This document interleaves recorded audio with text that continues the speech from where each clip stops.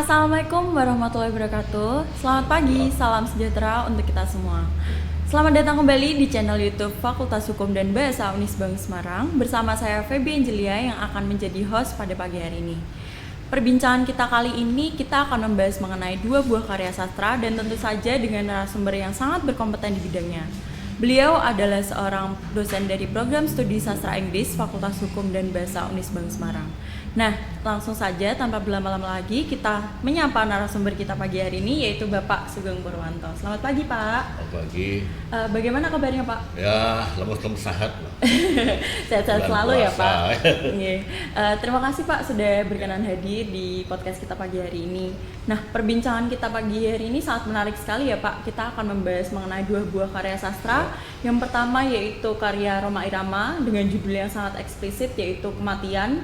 Yang kedua adalah puisi dari karya John Donne yang berjudul Death Be Not Proud. Mungkin langsung saja ya Pak kita mulai untuk memberi gambaran sedikit mengenai dua karya tersebut. Silakan Bapak. Assalamualaikum, selamat pagi pemirsa. Selamat pagi. Santai aja bicaranya lah. Ya. Iya. Jadi sebenarnya kita ini pada bulan puasa, maka topiknya akan sedikit mengandung keakhiratan. Ini saya punya dua puisi yang menarik, yaitu Rhoma Irama itu mengarang satu lagu, ya otomatis puisi juga ya. Lagu juga puisi sama. Kalau lagu cuma dilakukan aja. Ya. Jadi ini puisi lagunya Rhoma Irama berjudul Kematian. Ya. Yang kedua itu ada puisi sangat terkenal pada zamannya ya, karangan John Donne, yaitu judulnya Death Be Not Proud. Ya, ini kan dua peristiwa atau dua permasalahan yang didekati dengan cara berbeda. Ya. Jadi pertama secara strukturalnya, jadi structural analysis ini menunjukkan bahwa kedua puisi ini membahas hal yang sama, yaitu kematian, cuma dengan cara berbeda. Keduanya model dialogis juga. Ya. Rhoma Irama ini dengan model seperti dia itu pendakwah. Jadi modelnya itu dia seperti seolah-olah itu berbicara dengan para pemirsa atau pendengar silakannya. Jadi Rhoma Irama itu antara pemirsa dengan pendengar dengan pemirsa besar dalam Rhoma Irama.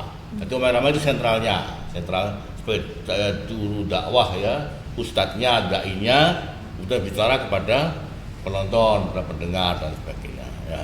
Jadi di situ kita lihat ini ya. Sedangkan yang John Donne ini yang Death Be Not Proud itu adalah kebalikannya. Ini ada John Donne sendiri penulisnya itu bicara pada kematian. Jadi ada semacam metode personifikasi ya. Jadi kematian dianggap dapat hidup dan diajak bicara. Wahai kematian gitu ya. Jadi ini John Donne dan penulisnya itu adalah seolah-olah bicara dengan kematian itu sendiri. Jadi para pendengar atau pemirsa mendengarkan dan menyimak kontennya begitu. Jadi ini sangat bagus. Jadi kita lihat ya betul betapa sebuah permasalahan dapat didekati dengan berbagai cara. Cuman ini saya tahu bahwa Rhoma Irama tentunya dengan beraliran Islam ya, sedangkan John Donne saya nggak tahu persis, tapi ini Eropa ya, semacam Inggrisnya ya, kita asumsikan non Muslim kita salah ya. Ya gitu aja. Jadi monggo Oh ya, baik. Jelas sekali ya Bapak bahwa satu permasalahan ya ini kematian dapat dilihat dari sudut pandang yang berbeda bahkan berlawanan. Nah, selanjutnya Bapak mungkin bisa menjelaskan lebih dalam lagi mengenai generic structure dari dua buah karya tersebut. Oke, jadi ini kita lihat mulai dulu dengan lagunya Rhoma Irama ya. Jadi satu seperti ini betul-betul Rhoma Irama itu berbicara kepada penonton, pada khalayak ramai di situ. So, ini coba baris pertama, tidak baris pertama ya. Suatu saat pastikan datang. Nah, itu kita kan seorang pendengar nggak tahu apa ini ya. Jadi ini betul-betul kalau dalam linguistik functional grammar itu namanya tema bermarka. Jadi mengundang simpati, mengundang rasa ingin tahu. Suatu saat pasti akan datang, apa itu? Bisa perkawinan, bisa ketemu dosen, bisa kuliah di mana itu kan itu ya.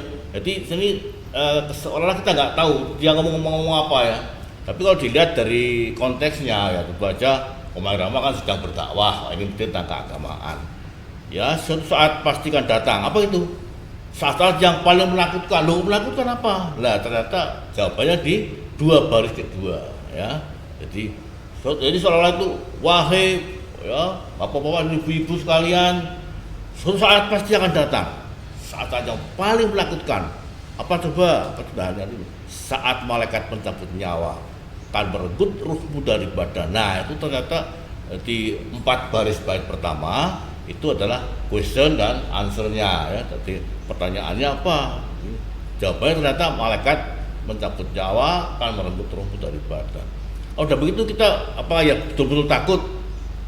Dari mana takutnya? Loh. Ya kenapa takut? Itu tadi dibuat apa namanya semacam argumentasi. Jadi dari Omah Irama dalam berdakwah pertama ada permasalahan, ya sama persis dengan kita kalau menulis skripsi itu ya nanti ya. Jadi permasalahan lalu ada jawabannya, ya. Kenapa menakutkan? Tak seorang pun yang akan dapat menolongmu dari kematian, tidak ada, betul. Jadi mau sakti gimana, mau apapun lah, tak seorang pun yang akan dapat menolongmu dari kematian. Jadi ini sesuatu yang pasti. Jadi wajib ya, mati itu hukumnya wajib. Jadi pasti akan datang. Apa itu kematian. Siapa yang penyebabnya? Sang malaikat mencabut nyawa, ya. Dan ini kenapa menakutkan? Satu, ya, tak seorang pun yang akan dapat menolongmu dari itu. Mu itu berarti para penonton dan para jamaahnya, ya. Jamaahnya jawab dari kematian. Oh betul, ya betul, tidak ada yang bisa menolong, ya. Juga hartamu tak akan mampu menebusmu dari kematian. Nah, itu sebetulnya kalau kita teliti, kalau ada ajaran-ajaran di pengajian-pengajian yang normalnya dipakai untuk ya menerangkan, sebetulnya kita ada bisa menolong sedikit, ya, bisa menolong itu dengan menuntun membaca kalimat tauhid, ya, Allah apa itulah, ya, itu minimal itu. Tapi secara penyelamatan tidak bisa, itu pasti kematian akan datang, ya. Maka itu sedang membantu melepas, ya, ruhnya itu supaya lepas dengan gampang, dengan tidak memiliki tidak bermasalah, ya. Harta, apalagi harta, beberapa biaya dokter berapapun tidak akan bisa menebus. Dokter paling-paling ya, wah maaf Bapak, saya sudah berusaha sesuai dengan kapasitas saya sebagai dokter, namun Tuhan berkehendak lain. Jadi akhirnya Tuhanlah yang berkehendak lain, ya. Nah, ternyata ada tamu agung, malaikat pencabut nyawa yang menghendaki sesuai dengan perintah dari Tuhannya, lalu mengambil ruh dari bapak atau dari saudara, ya, ya. Ini sini terang lagi. Jadi Omah Irama sebagai dai itu menerangkan lagi ada 2 cara kematian. Loh, ada 2. Apa saja? Nah, ini tergantung amal dan perbuatan. Jadi ya tentunya ini sudah agak serang lah, gampang lah. Ada yang bagi rambut dicabut dari tepung, itu yang gampang kali. Ya, ada rambut ditepung, kita ambil sehingga tidak bermasalah, ya. Paling-paling tepungnya ya sedikit rusak sedikit lah, tapi tidak akan menimbulkan rasa sakit yang berkepanjangan. Tergantung pada amal dan perbuatan. Ada yang bagi rambut dicabut dari tepung. Ini mati bagi yang takwa. Lah ini repotnya di sini. Takwa itu seperti apa? Takwa itu, ya, takwa itu artinya punya rasa malu kalau enggak berbuat baik, itu takwa. Jadi kata-kata orang itu, ya saya sendiri yang mohon maaf, ada orang, ya sekelompok orang yang mengatakan aku cinta kamu ya Rasul. Apa cinta seperti apa? Ya melakukan ajarannya, gitu ya. Di takwa itu adalah ya melakukan ajaran-ajarannya dan menjauhi larangannya, begitu. Nah kemudian ada yang kebalikannya, yang kedua tadi 2 cara kematian, ya. Yang kedua adalah namun bagi orang yang durjana. Lah durjana itu apa? Durjana itu artinya tidak jujur. Nah, itu durjana. Jadi maling. Itu di dunia itu kan, loh, kenapa kok maling ya? Saya itu keheran. Pertama-tama saya lihat ini kenapa kok memakai kata durjana? Padahal durjana itu artinya maling. Siapapun yang jadi maling pasti tidak akan baik. Maling apa aja lah? Maling apa ya, berbudi benda. Kalau dosen yang maling ide misalnya, ya, nulis paper tidak pakai referensinya, nggak ditulis, itu namanya maling. Apapun yang disebut durjana itu adalah maling. Dia ini artinya adalah ketidakjujuran, ya, sehingga akan menimbulkan inilah nanti yang tidak akan tidak punya takwa. Namun bagi yang berdosa bagaimana? Mati kan merupakan derita kita itu. Ini kalau di agama-agama Islam tentunya kalau kita belum bisa melepas dunia itu tidak akan bisa lepas kematian itu. Kita masih ingat anak, masih ingat harta, masih ingat deposito, masih ingat apa namanya, itu akan tidak bisa benar. Lah repotnya itu kadang-kadang kita itu salah kaprah. Jangan-jangan ini pakai susu, udah ada. Apa iya malaikat itu kalah dengan susu kan tidak mungkin. Ya jadi kadang-kadang itu ada beberapa yang berpendapat matinya sulit. Mungkin pasang susu, pasang kekebalan enggak sama sekali. Malaikat itu paling sakti, apalagi susu. Kadang-kadang kenapa? Karena yang punya ruh sendiri masih ganduli, jadi antara badan dan ruh itu masih nempel, sehingga tidak bisa lepas kalau kita tidak melepaskan diri. Maka di dalam agama Hindu yaitu ada loloh atau pelepasan juga. Jadi kalau kita kemarin menonton wayang Narosabdo itu pada waktu Wibisana mau meninggal itu dia itu bersikap yoga ya.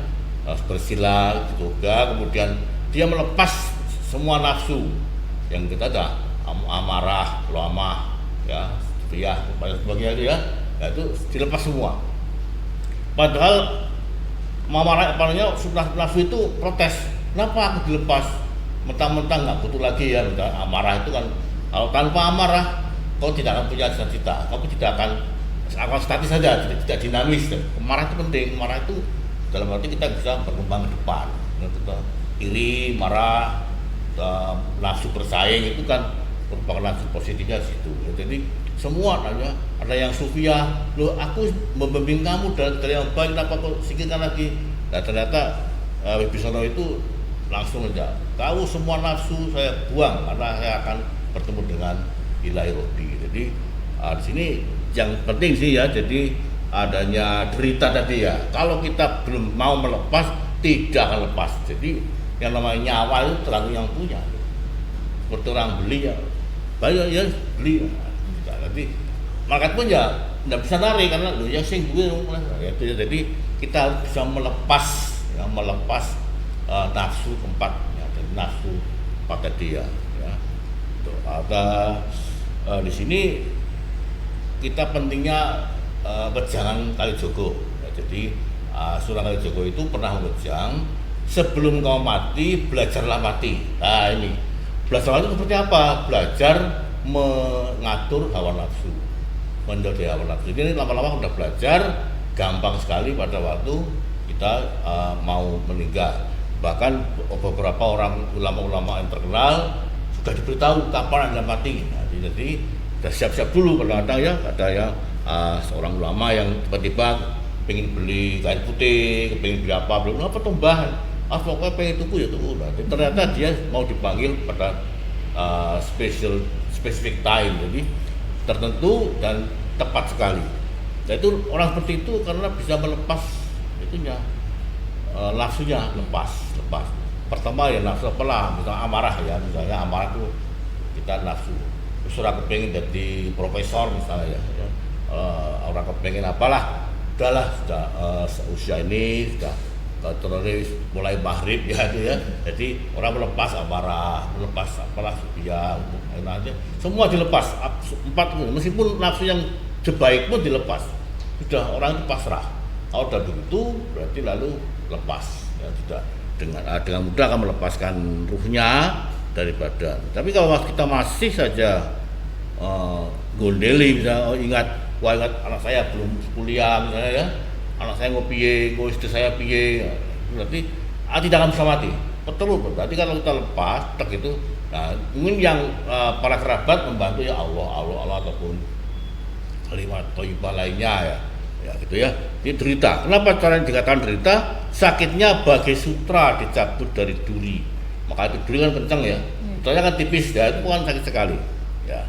Itu Omai Rama. Jadi Omai Rama bentuknya puisi adalah setelah struktur tadi saya katakan seperti dialog antara Omai Rama sebagai dai dan jemaahnya dan para pemirsa atau jemaahnya. Dia bicara, awas lo, hati-hati lo, apa Om, apa Ustadz, oh ini loh ada satu saat yang akan datang, ada apa? Ada saat yang akan datang, saat mengerikan sekali, apa kematian, saat malaikat cabut nyawa mengambil ruh dari badan. Kok mengerikan toh? Kenapa? Lah ini jelas saja, tidak ada yang bisa menolong, hartamu juga tidak bisa membantu. Tapi ingat ada dua cara kematian. Nah, maka otomatis di sini Omai Rama mengajak supaya takwa gitu. Jadi ada satu yang sebagai rambut dari tepung bagi yang takwa, kemudian bagi yang durjana dari yang berdusta atau mencuri akan seperti sutra dari duri. Ya itu yang Omai Rama. Jadi dialogis antara dai dengan jamaah. Kalau kita bandingkan dengan yang kedua yaitu Death ya, Be Not Proud itu ya, ini adalah seolah-olah ini personifikasi. Jadi John Donne sendiri itu berbicara kepada kematian. Hai kematian, kamu jangan bangga-banggalah. Be not proud. Meskipun orang lain itu mata kamu menakutkan, tidak, kamu tidak menakutkan. Ya, jadi apa terus mati itu it's something common, masih terjadi di semua orang. Tidak, itu bukanlah hal yang menakutkan.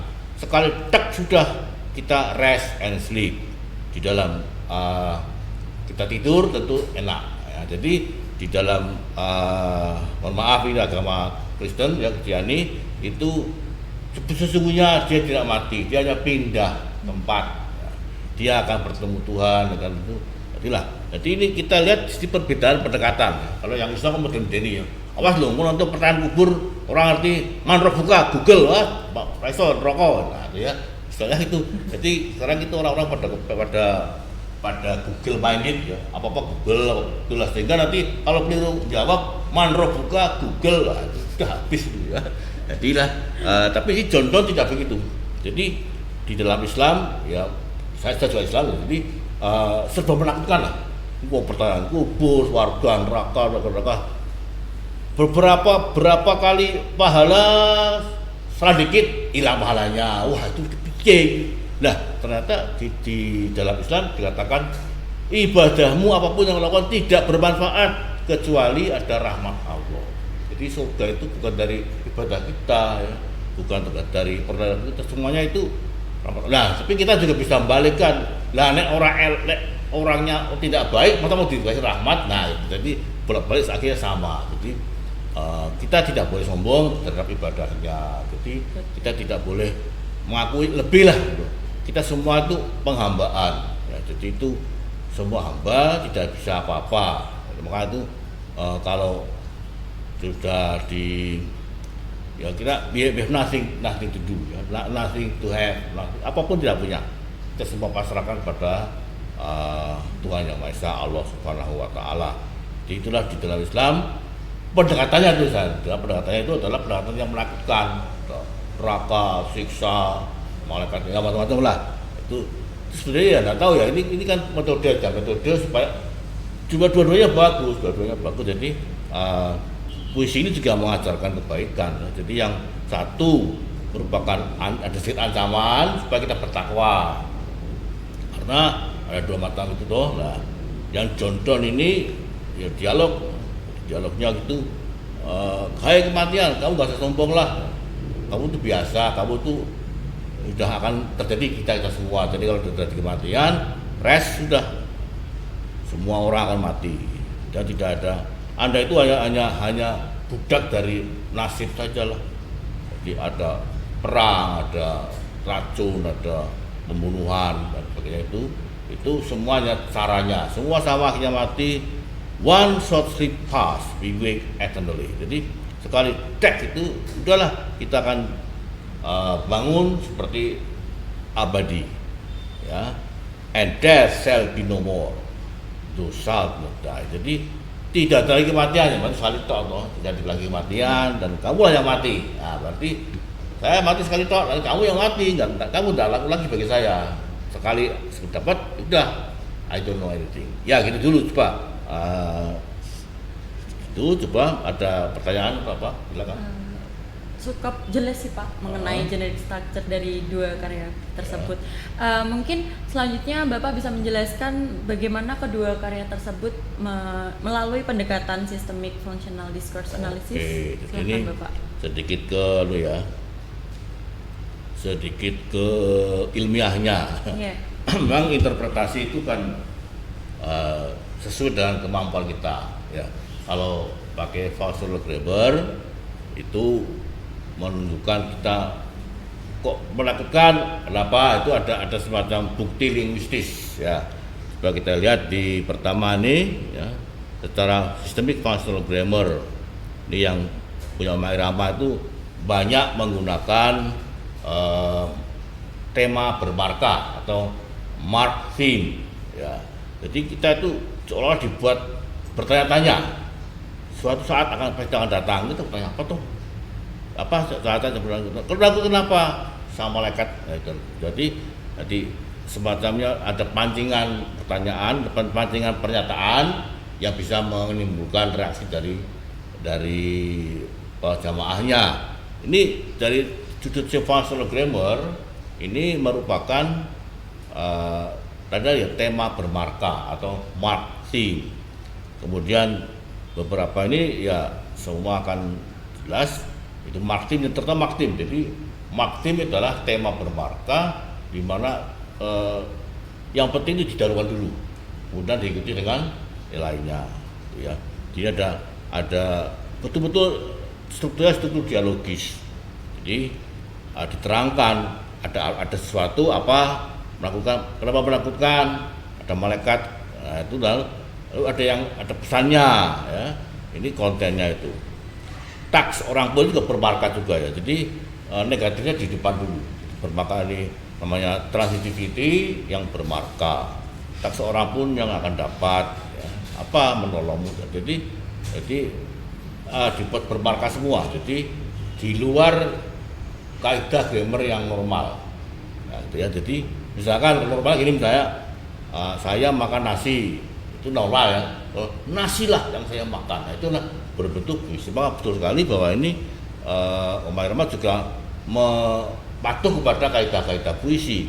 Jadi hampir semua linguistic feature bermarka. Ya. Namun bagi orang yang durjana itu juga switch-nya itu ya berubahnya ke kontrarinya itu ya, kebalikannya. Jadi mati akan merupakan derita. Itu kan. Kenapa? Sakitnya ini ada kenapa ini modelnya itu seperti dialogis. Kenapa? Soalnya sakitnya bagi sutra dicabut dari duri. Itu azab Tuhan yang nyata. Jadi itu aja. Ini jawaban terakhir. Di sini mengajak takwa dengan diberi penakut ya, menakut-nakuti dengan deritanya supaya takwa. Oke, kemudian yang John Donne juga sama nih ya. Death, be not proud. Itu kan dari strukturnya ini termasuk struktur Inggris pertengahan, Middle English. Ya, kenapa pakai begitu? Karena ini puisi. Puisi itu ada lagi nih, holy sonnet. Berarti ini puisi keagamaan ya. Jadi model strukturnya yaitu dengan mengikuti kaidah-kaidah grammar Inggris pertengahan. Ya, ini be not proud, nggak usah bangga. Be not, jadi kalau kita kan don't be proud itu, don't hilang. Death, wahai kematian. Jadi, ada kata wahai kematian, janganlah kau sombong. Meskipun orang-orang pada mengetahui bahwa itu hebat, perkasa dan sebagainya, tidak, kamu itu tidak ada artinya apa-apa. Lama dan sekali tok, die not, mati itu tidak ada sebetulnya. Poor death, sialah kau itu tidak ada sebetulnya. Sekali orang mati, lalu seolah-olah seperti bangun lagi. Once sleep, then wake up eternally. Dibangun dengan abadi, tidak usah pada kematian. Dan ada kematian lagi setelah ini, maka kau sendirilah yang mati. Ya, itu. Ini secara functional grammar saya simpulkan bahwa field of the discourse ya. Field apa? Field duanya sama. Jadi dari segi medan wacananya atau field of the discourse kedua puisi sama, yaitu membicarakan malah masalah kematian. Perbedaannya satu dengan sedikit ancaman-ancaman. Yang kedua justru kita berani mati, ya. Jangan sombong mati Anda ada artinya.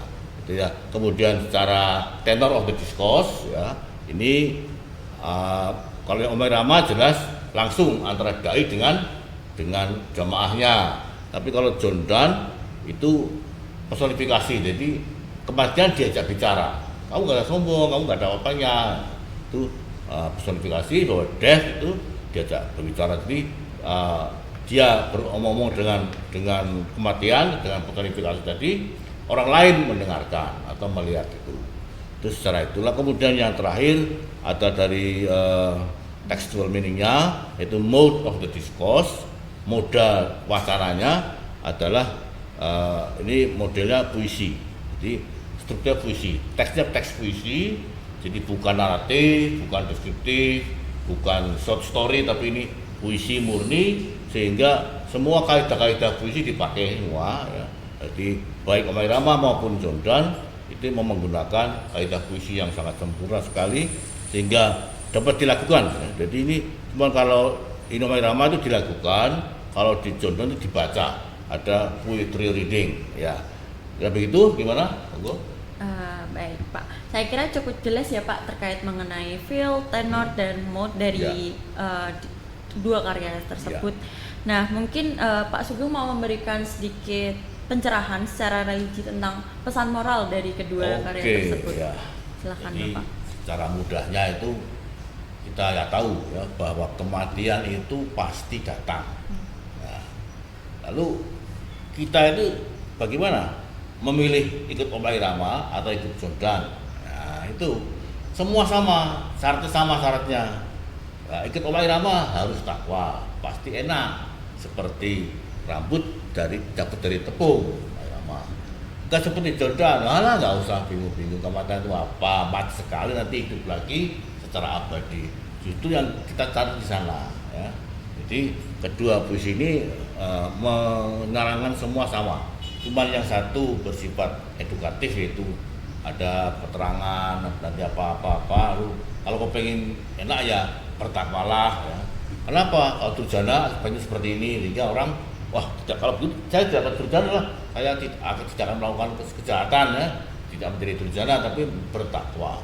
Jadi bertakwa. Tapi kalau yang John Donne tidak ada perintah takwa, tapi just don't care, ya. Jadi ini justru kita lebih kepasrahannya lebih tinggi. Contoh itu apa yang itu terserah, tapi yang jelas setelah mati itu ada kehidupan abadi. Jadi kehidupan abadi, semua puisi ini baik, jadi mengingatkan kita bahwa ada tamu yang akan datang dan tidak diundang, ya, dan itu tiba-tiba bayi mati banyak, orang tua nggak mati banyak, ya, remaja mati juga bisa, jadi tanpa pilihan, ya. Jadi ini rahasia Tuhan memang. Jadi karena mati rahasia, kita ya masalahnya apa? Kalau kita mati sedang tidak beriman, itulah seperti dikatakan oleh Syekh Asrori itu, ya, pengasuh pondok atau rekoh, ya.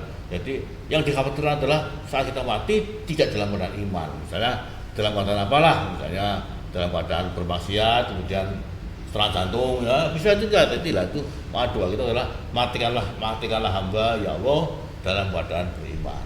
Ya itu aja saya kira. Terima kasih. Baik, terima kasih Pak Sugeng sudah berkenan memberikan interpretasi singkat pada dua karya tersebut. Saya yakin mungkin teman-teman di sini mempunyai banyak pertanyaan ya untuk Pak Sugeng. Nah, namun sayang sekali kita belum bisa menerima pertanyaan untuk saat ini. Mungkin Pak Sugeng bisa menerima pertanyaan secara pribadi melalui WhatsApp. Kalau Mas Raul Ibam sih tahu ya, upload WhatsApp saya ya. Betul. Belum tapi kalau yang lain nggak tahu. Bisa dikatakan, bisa tahu. Bagi yang menginginkan untuk ya sekedar tukar informasi boleh ke 081 2289 5927. Monggo ketik aja gimana, caranya gimana, atau kita mungkin saling bertukar pendapat, ya. I'm not a dai, saya bukan seorang dai, saya hanya interpretasi sebatas academic interpretation, begitulah. Terima Ya, kasih. gitu ya teman-teman. Nanti buat teman-teman yang punya pertanyaan nih buat Pak Sugeng bisa WhatsApp atau nanti bisa meninggalkan pertanyaan di kolom komentar kita. Nah, demikian tadi bincang-bincang santai bersama Pak Sugeng, salah satu dosen di FHB Unisbank Program Studi Sastra Inggris. Saya Feby Angelia sebagai host pagi hari ini. Mohon maaf apabila ada salah kata dan perbuatan.